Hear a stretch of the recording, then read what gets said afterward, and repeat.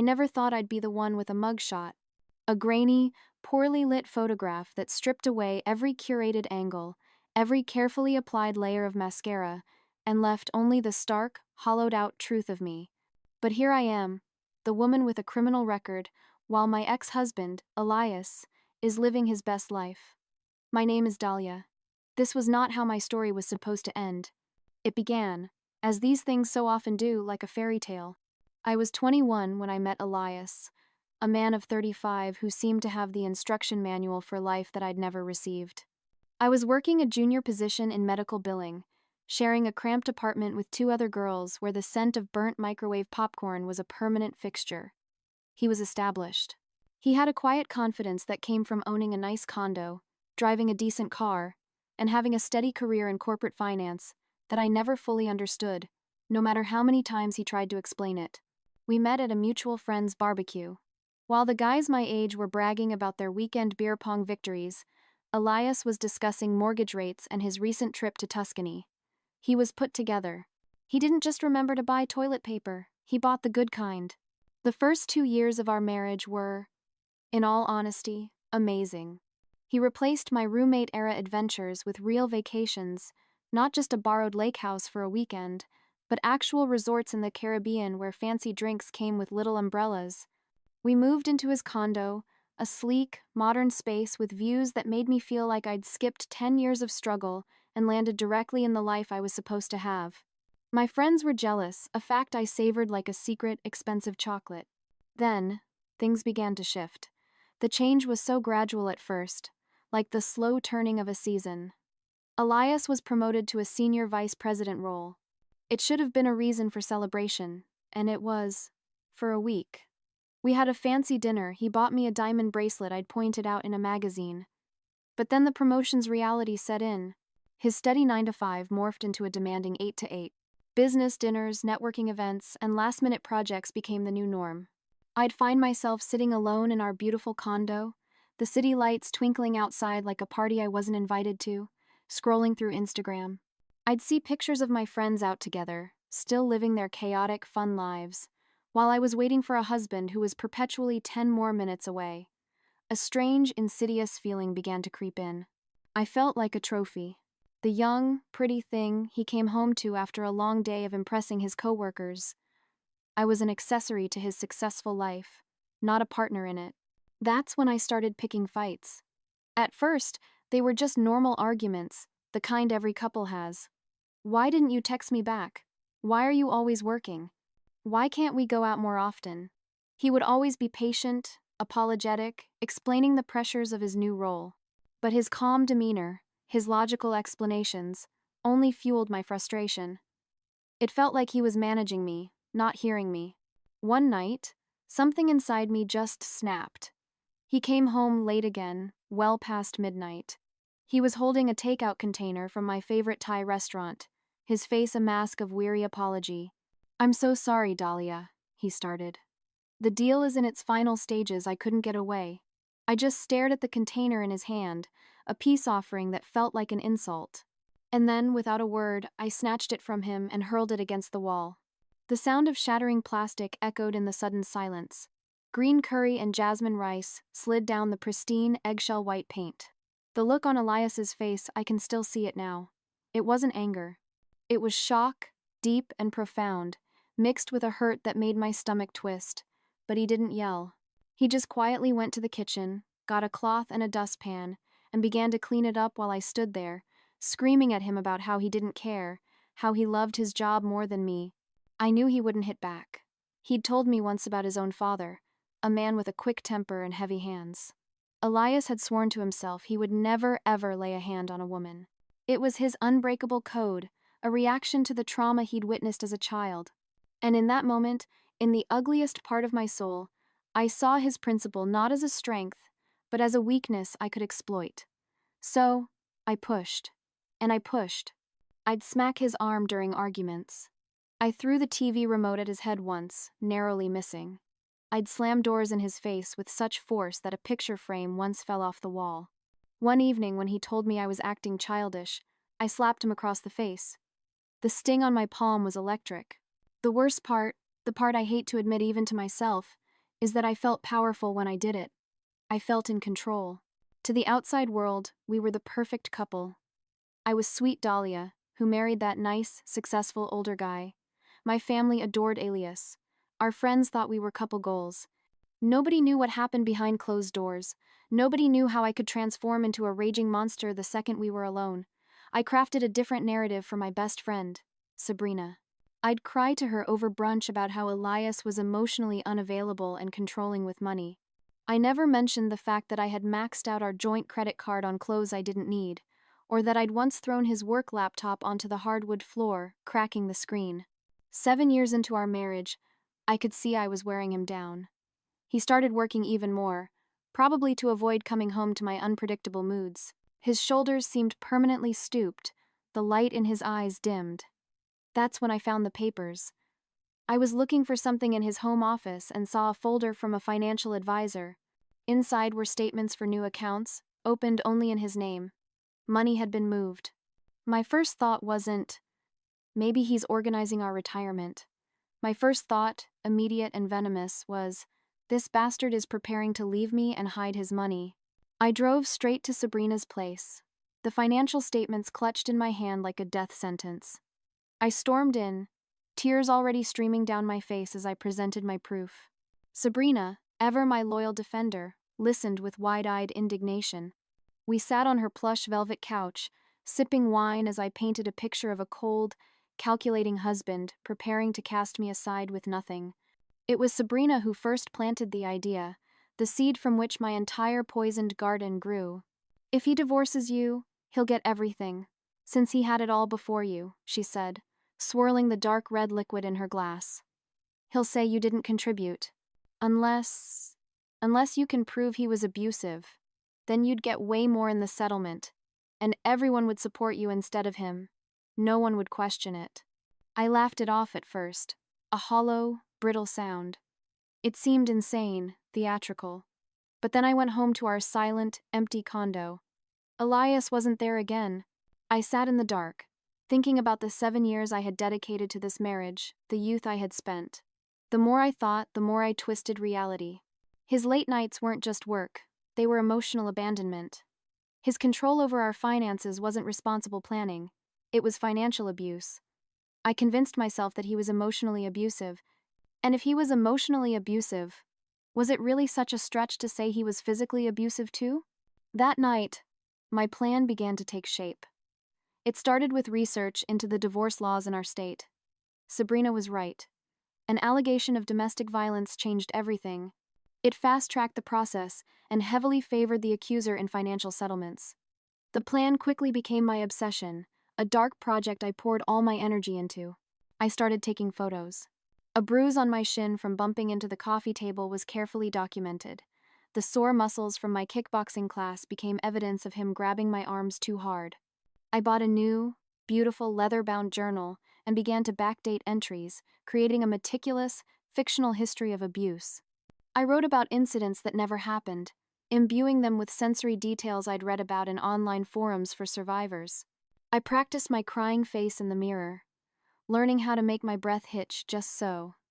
All the while, I was still the one instigating, still smacking Elias around whenever I felt that familiar surge of rage. My next step was to secure legal counsel.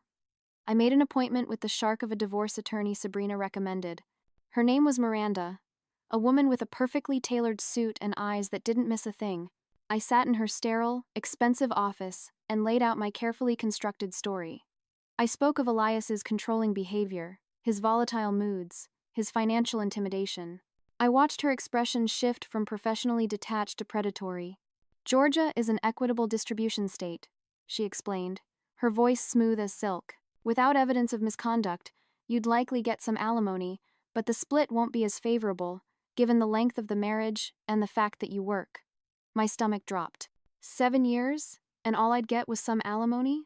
But, Miranda continued, leaning forward conspiratorially, if there was evidence of domestic violence, the court tends to be much more sympathetic to the victim. She passed me her business card.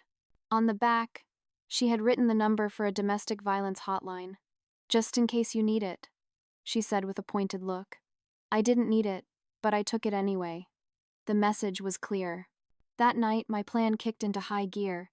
I opened a separate bank account and began siphoning small amounts from our joint savings. I would intentionally pick fights with Elias, my phone hidden in my pocket, recording the audio. Later, I'd spend hours on my laptop, meticulously editing the recordings, cutting out my own shrieking provocations, and just keeping his frustrated, exhausted responses. He never yelled, but his strained, weary voice, taken out of context, could sound menacing enough. I involved our families and friends, planting seeds of doubt with surgical precision. I'd call my mother in fake distress, whispering, "I don't know if I should tell you this, but," before sharing an exaggerated version of a normal marital spat. I did the same with Elias's sister, whom I'd always been close to. I saw the doubt in their eyes, the pity. It was working. At a dinner party with friends, I made sure to flinch dramatically when Elias reached for the salt shaker on the table next to me. Our friend Diane noticed. I saw the quick, concerned glance she exchanged with her husband. The seed was planted. What I didn't know then was that Elias wasn't as oblivious as I thought. The financial moves I had discovered weren't him hiding assets to leave me. He had been talking to that advisor about setting up a surprise fund for a second honeymoon to Italy for our upcoming anniversary.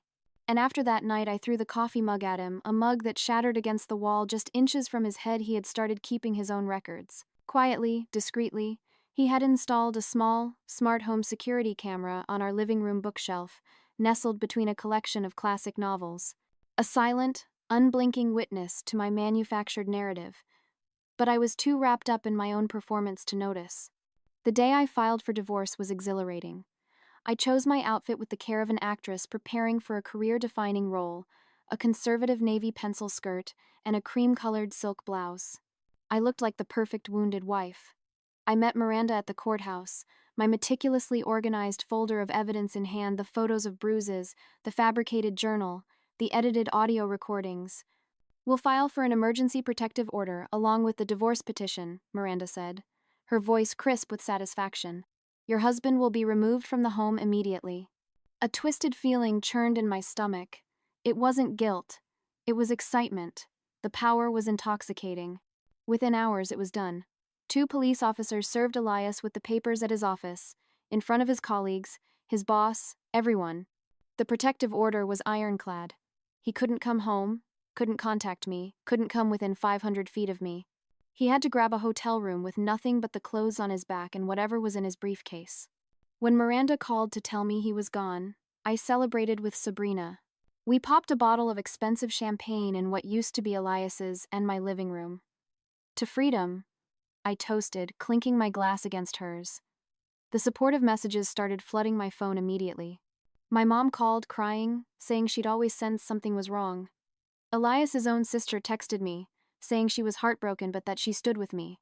Friends offered spare rooms and shoulders to cry on. I played the role of the brave survivor perfectly, mastering the art of the grateful, tearful smile. But there were cracks in my performance. When Elias's mother called, her voice thick with devastation and confusion about the son she thought she knew, I struggled to maintain my story. This woman had treated me like a daughter. The genuine pain in her voice was a sharp, unwelcome prick to my conscience. Then there was the one time I saw Elias from across the courthouse parking lot after the initial hearing. He didn't look angry or even hurt anymore. He just had a calm, resolved expression that made my skin prickle with an unease I couldn't name. Miranda was thrilled. The judge had extended the protective order. Our divorce case was fast-tracked. She was already talking settlement numbers that made my eyes widen. Then came the first hiccup. Elias's attorney filed a comprehensive response. It denied every single allegation and included a formal request for full forensic access to my phone records, emails, and text messages for discovery. "Standard procedure," Miranda assured me, though her smile seemed a little tighter. "Just a fishing expedition. They've got nothing." But that night, I frantically scrolled through my text history with Sabrina. All those messages planning, strategizing, gloating. "Make sure you get a good shot of that bruise from the gym. Remember to use the phrase walking on eggshells when you talk to your mom." He fell for it completely. I began deleting the most damning ones, my fingers flying across the screen, but there were so many. It was a digital tapestry of my deceit. 2 days later, the real blow came. Elias's attorney filed another motion, this one including a flash drive labeled Exhibit A, video evidence. My heart stopped when I read the email from Miranda. Video? What video? Miranda summoned me to her office. Her tone on the phone had lost all its warmth. I sat across the mahogany desk from her, the sympathetic look gone, replaced by a cold, appraising stare. Dahlia, she said slowly, is there anything you haven't told me? Anything at all? I shook my head, maintaining my innocent facade, though my pulse was hammering in my throat. No, nothing. He's just trying to scare me. Well, she said, leaning back in her leather chair, his attorney has submitted home security footage that they claim shows you as the primary aggressor in your relationship. They're alleging that you fabricated the abuse claims to gain financial advantage in the divorce. My mouth went dry. The bookshelf. The little black box I'd always assumed was a Wi-Fi extender. It had to be. How long had it been there? How much had it seen? They're bluffing, I said, but my voice wavered, betraying me. Miranda's eyes narrowed. For your sake, I hope so. Because if they're not, we're not just talking about your divorce settlement anymore. We're looking at potential perjury charges, filing false police reports, and misuse of the court's resources. This is no longer a divorce case, Dahlia. This could become a criminal one. As I left her office, my world tilting on its axis, my phone pinged with a text from Sabrina. We need to talk. Now. Elias's lawyer contacted me about a deposition. The carefully constructed world I'd built was beginning to crumble around me. The next 2 weeks were the worst of my life. I met Sabrina at a sterile, anonymous coffee shop far from our usual spots. She was already there when I arrived, nervously shredding a paper napkin into a pile of confetti. What did you tell them? I demanded before I even sat down. Nothing yet, she whispered, her eyes darting around the room. But Dahlia, they have our texts, all of them. His lawyer sent my lawyer screenshots. My stomach dropped like a stone. How? I deleted them. They had some tech guy recover them from the cloud or something, I don't know. She hissed, her voice trembling. She looked at me, her face pale with fear. I can't perjure myself, Dahlia. I could lose my nursing license. My whole career. Panic clawed its way up my throat. So what? You're just going to throw me under the bus after you helped me plan everything? You were the one who actually did it. She shot back, her whisper turning sharp. I never thought you'd take it this far. I never thought you'd actually file false charges. I left her there, my supposed best friend, knowing she would tell Elias's lawyers everything to save herself. The final nail in my coffin arrived via courier the next morning. It was a package containing a single USB drive and a letter from Elias's attorney. Before we proceed further, my client wanted you to have the opportunity to review this evidence. We have much more. We suggest you reconsider your position immediately. With shaking hands, I plugged the drive into my laptop. The video started playing. It wasn't one clip. It was dozens, compiled over months. There I was, screaming at Elias, my face contorted in a mask of rage I barely recognized. There I was, throwing a book at him, shoving him against a wall, slapping him hard across the face when he tried to walk away. In one particularly damning clip, my voice was crystal clear as I taunted him. What are you going to do? Hit me back? You know you can't. Watching it, I felt a strange sense of dissociation, as if I were watching a villain in a movie. But it was me. It was all me. That afternoon, Miranda called an emergency meeting with Elias's attorney. I sat across a long conference table from Elias for the first time since this all began. He looked different. The beaten-down weariness was gone, replaced by a quiet strength. He looked taller, somehow. He wouldn't meet my eyes.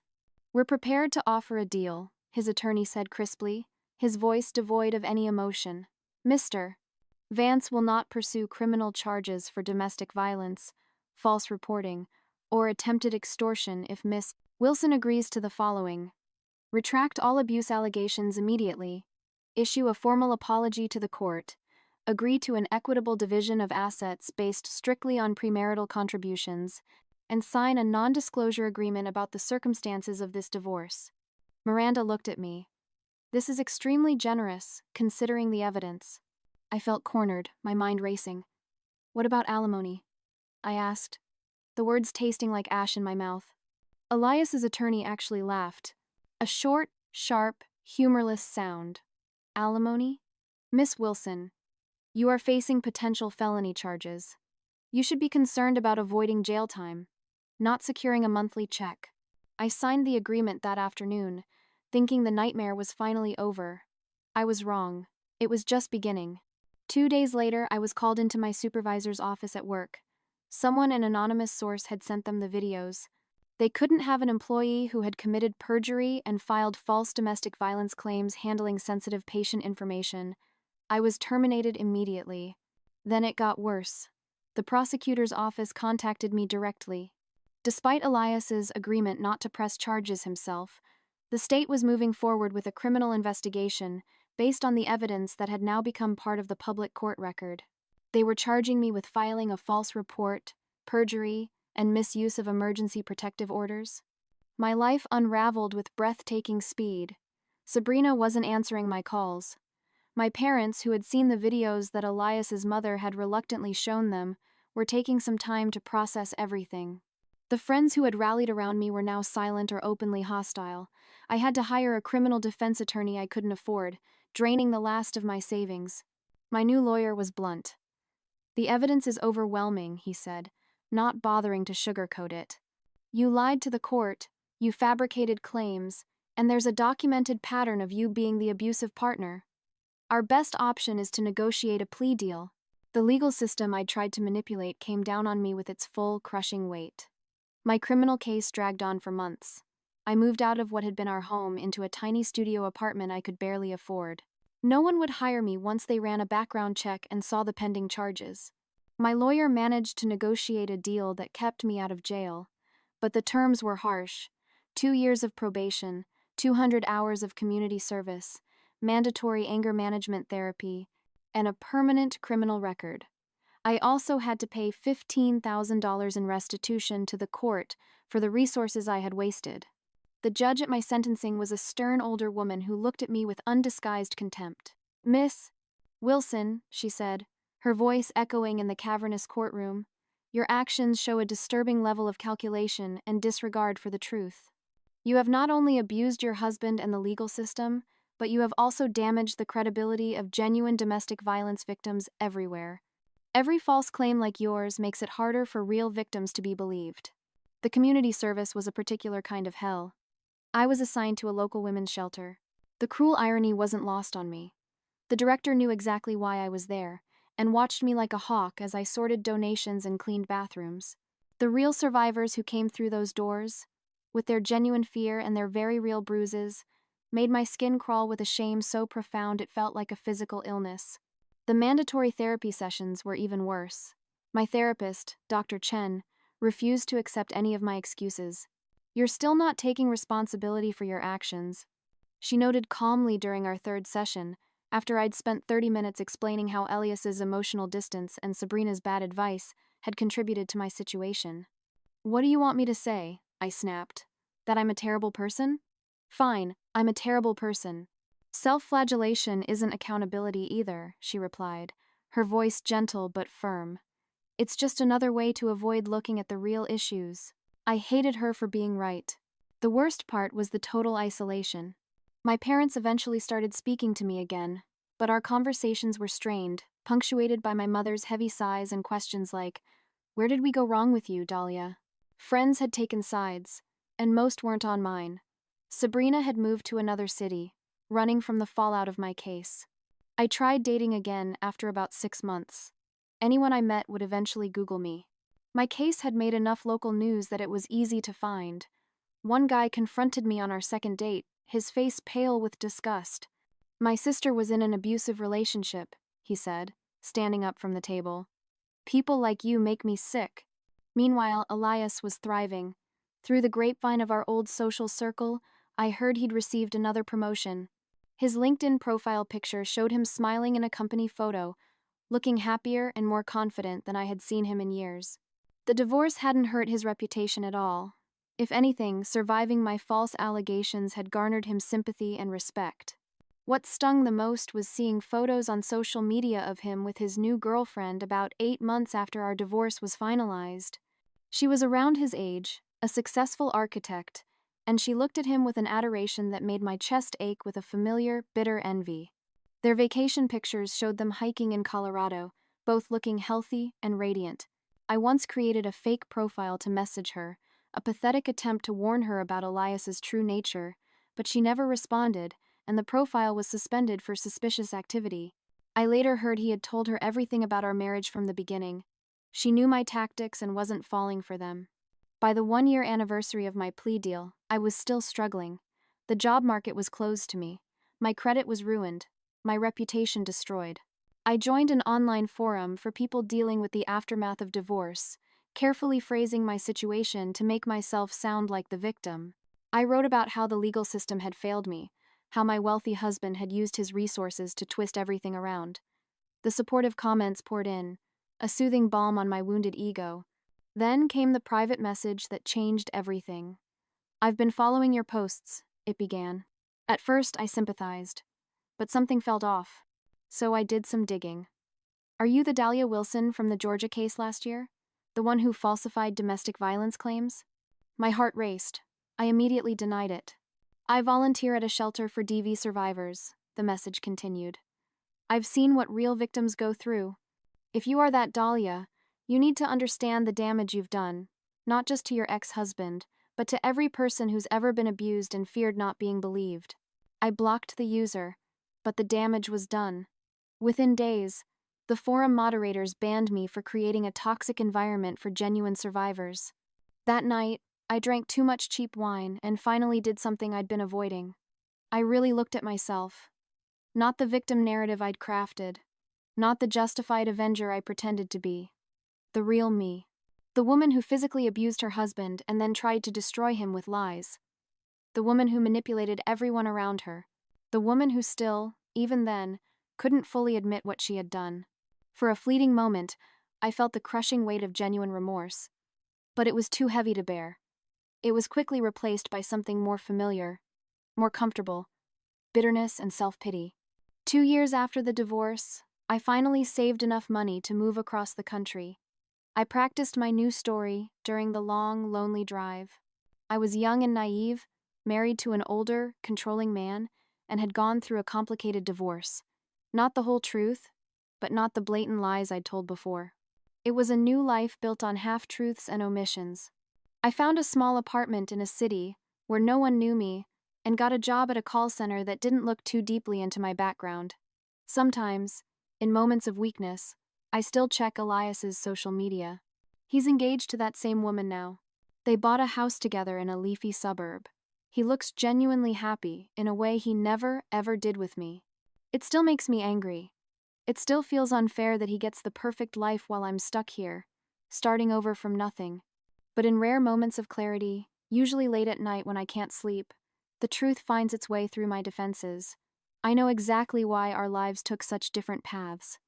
Elias was honest. I was not. He was a victim. I pretended to be one. I don't know if I'll ever fully accept responsibility. It's easier to keep believing that I was somehow wronged, that the system failed me, that Elias deserved some of what I did to him. Those mental gymnastics are all that protect me from facing the truth about myself. So here I am, the woman with the criminal record for lying about domestic violence, still lying mostly to myself, still angry at the world instead of at my own choices, still playing the victim when I was always the perpetrator. And that, I'm beginning to realize, might be the saddest ending of all.